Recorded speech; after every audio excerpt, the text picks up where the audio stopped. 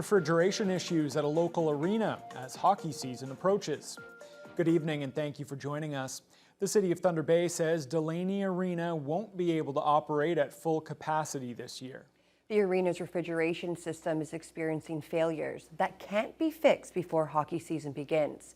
Joel Mendelson joins us live in studio. And Joel, what exactly is the problem here? Well, Riley, there are a couple issues at play. Primarily, the brine lines are failing. However, that's likely because of the larger issue, which is that the floor dates back to when the arena was first built in 1967. The three main changes that will be apparent to user groups are reduced hours at Delaney this winter, no ice time for participants over 13 years old, and minimizing the number of tournaments hosted by the arena. There have been many issues with the floor and refrigeration system at the Delaney Arena for the past couple of years, including an emergency shutdown in November of 2022.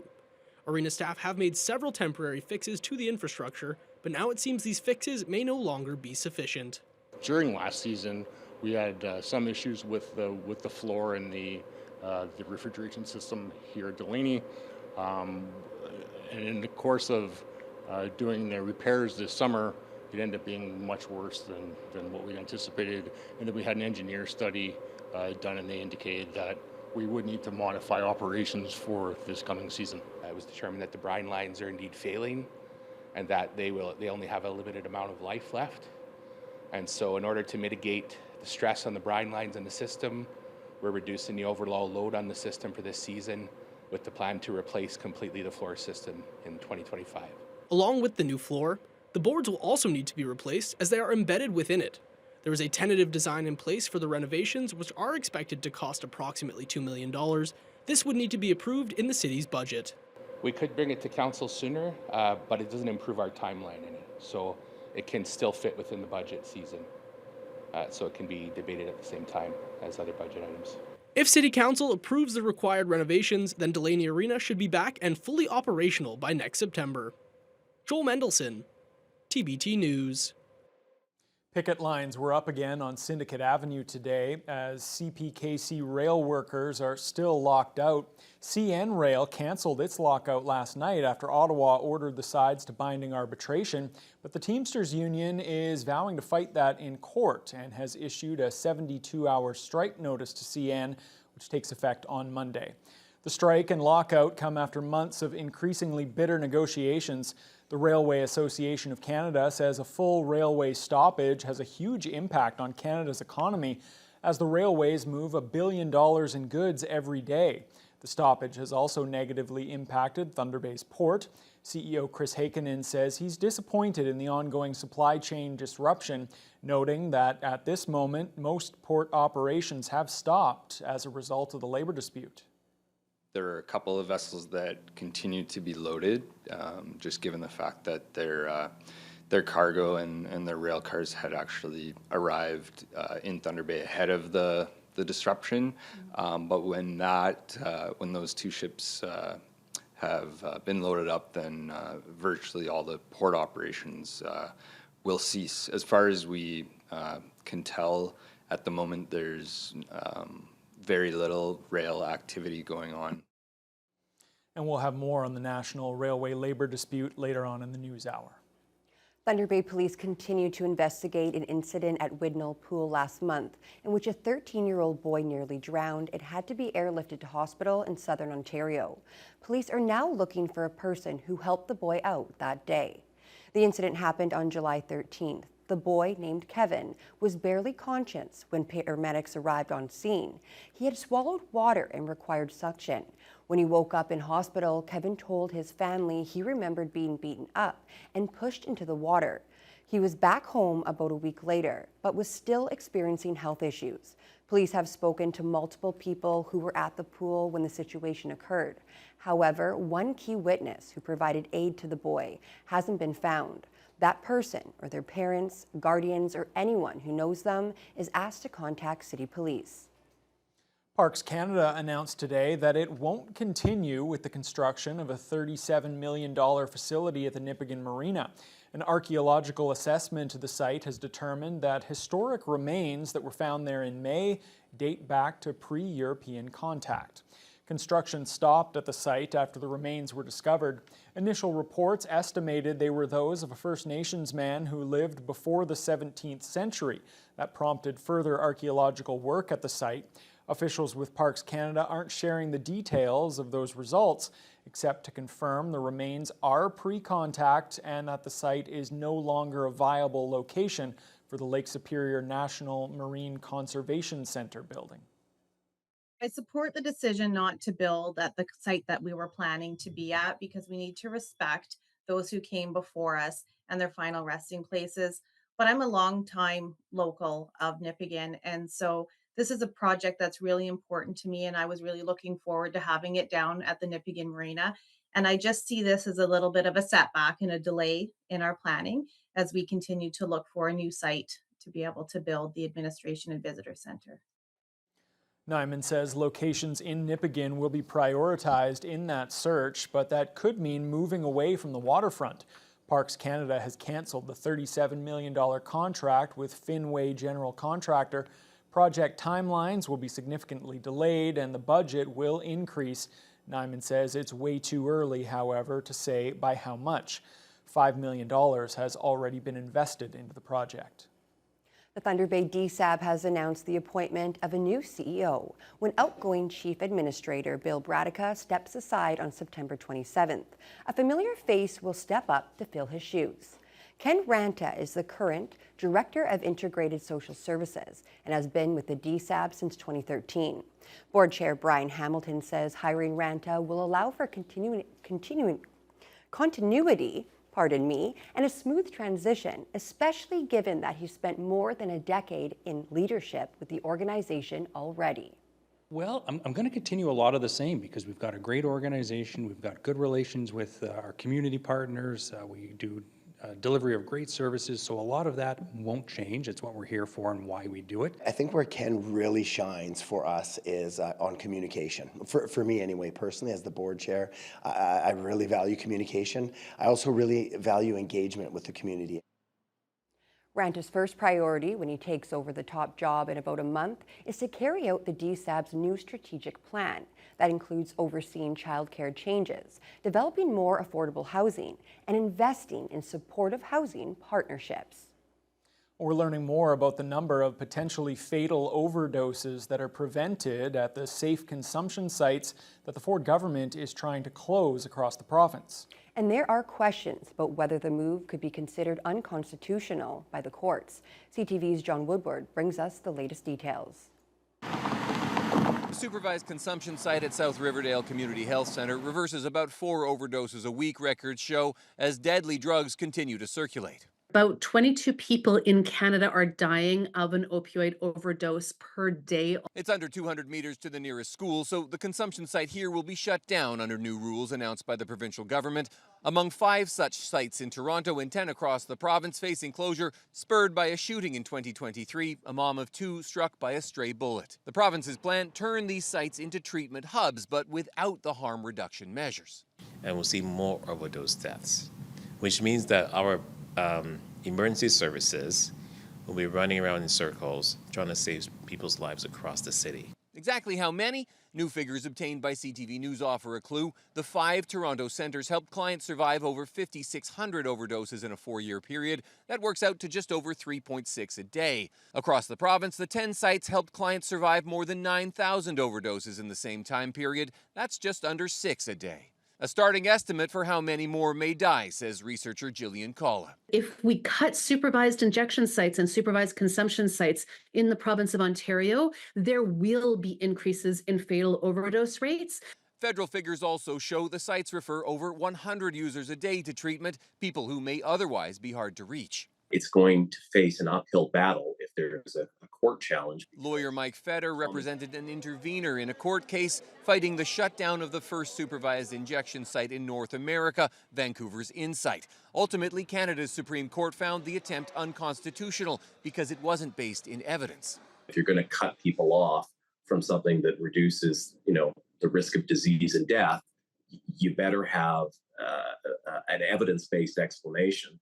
In a statement, a staffer for Ontario's health minister said open taxpayer-funded drug consumption should not be happening on the same block as schools and daycares. Yesterday's action will help protect the public, especially for our most vulnerable, Ontario's children, even if it may make lives for Ontario's drug users much more dangerous. John Woodward, CTV News.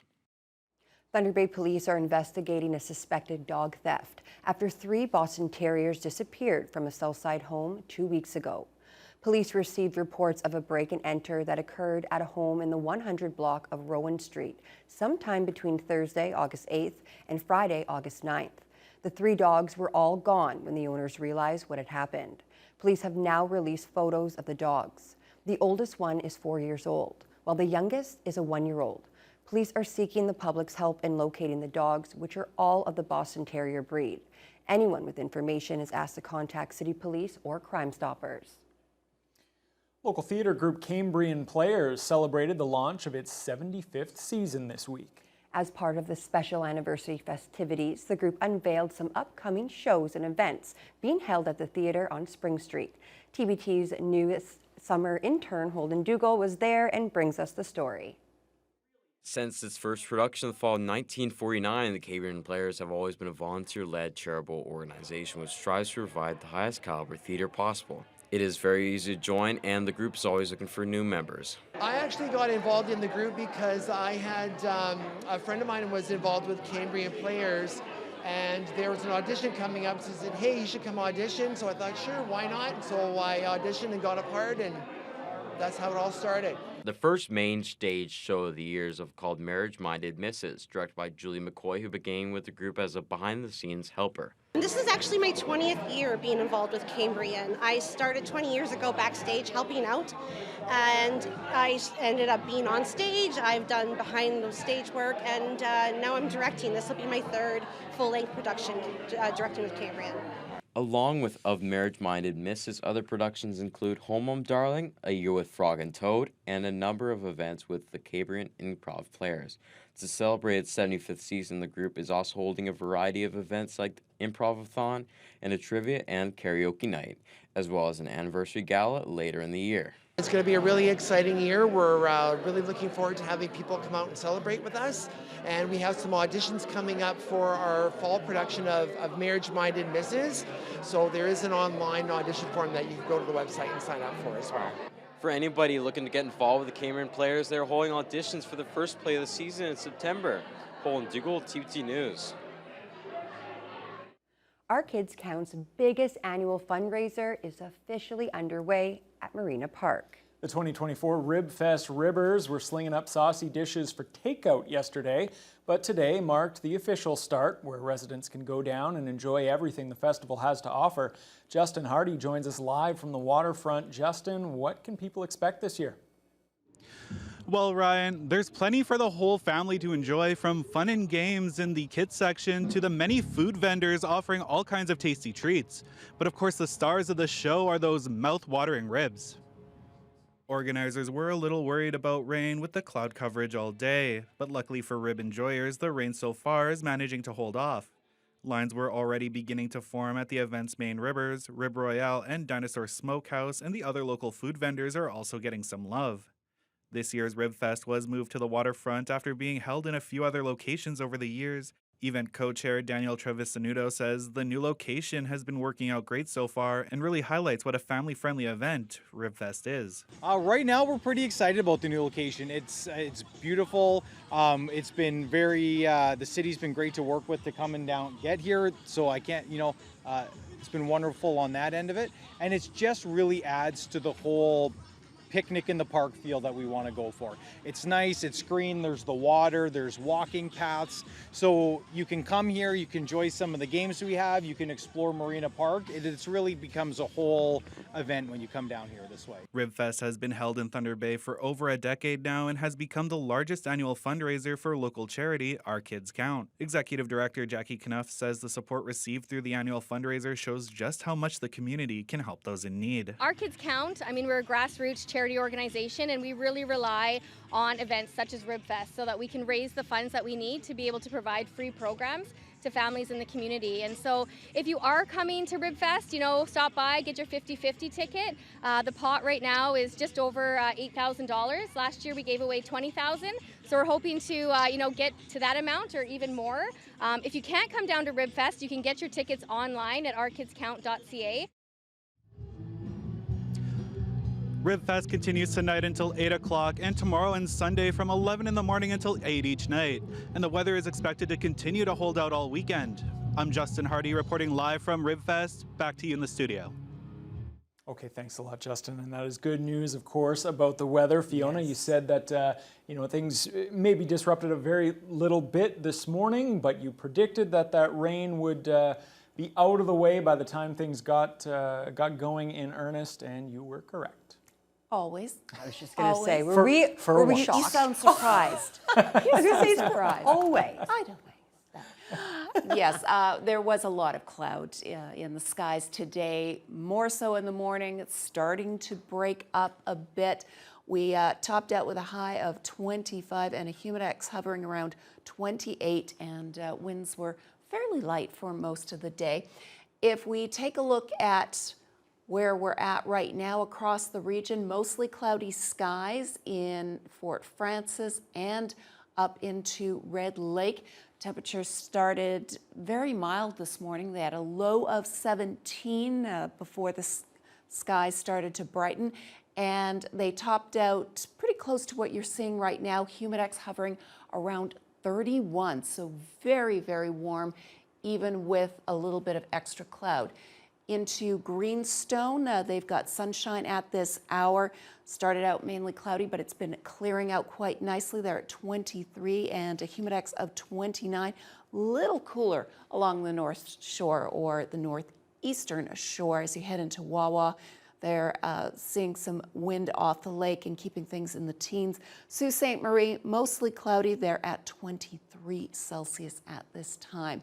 Now, as you can see, we had that rain that for the most part stayed to the south of us. That's why we had mostly just some cloud, a little sprinkling this morning, but for the most part stayed to the south. But there's still a slight chance of a little bit of rain overnight tonight in some areas further north and in Thunder Bay because we are right on the edge of it. So there is still about a 30% chance of showers this evening, but after that, it's going to clear out. We're going to see an overnight low of 12, and as Justin already stole my thunder on it, lots of sunshine, a beautiful weekend ahead, which, you know, all in all, I don't mind that he spilled the beans because we need this for, you know, one of the last weekends in the summer and such a big event for such a great cause. And I think folks are really going to be quite pleased with what they see on the marina and what they see in the sky this weekend.